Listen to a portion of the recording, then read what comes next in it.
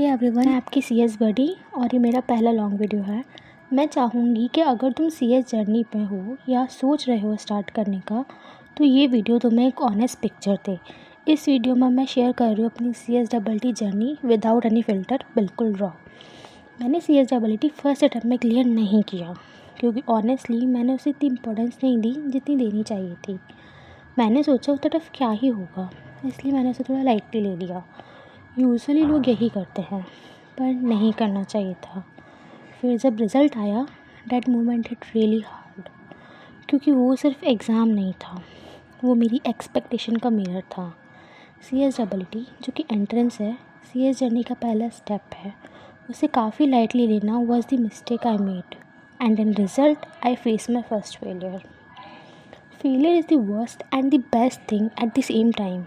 Worst है because it broke us completely, और best इसलिए है क्योंकि ये बहुत कुछ सिखा के जाती है। This failure gave me a reality check that CS journey easy तो बिल्कुल नहीं होने वाली है। फेल होने के बाद बुरा लगा था, काफ़ी रोई भी थी, as it was the first time I face failure. Confidence तो बिल्कुल ही गायब हो गया था, क्योंकि था तो एक छोटा सा एंट्रेंस टेस्ट ही। लोग तो बिना पढ़े क्लियर कर लेते हैं, मैंने तो थोड़ी बहुत पढ़ाई की भी थी, थोड़ी बहुत ही, हाँ। खैर, सेल्फ डाउट तो भर भर के आ रहे थे। एंट्रेंस ही नहीं हुआ तो एग्जीक्यूटिव और प्रोफेशनल तो कैसे ही होगा।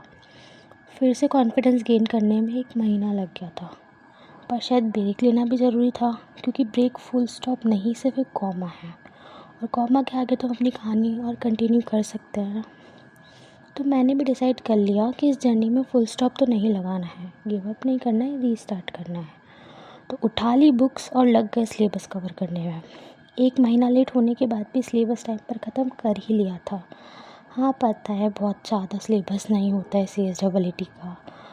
उसके बाद मैराथन, बूस्टर और MCQ क्विज़ेस सब डेडिकेटेडली और कंस्टेंटली करने के बाद फाइनली एंट्रेंस क्लियर हो ही गया। मैं ये क्लेम नहीं करना चाहती कि CSEE अचीव करना कोई बहुत बड़ी अचीवमेंट है।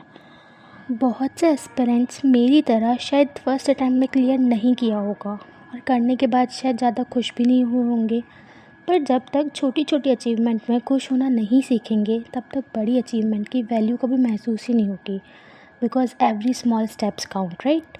ये सिर्फ एक शुरुआत है, कहानी बहुत लंबी है, और इस लंबी कहानी में खुद को हर दिन मोटिवेट करना मुश्किल है।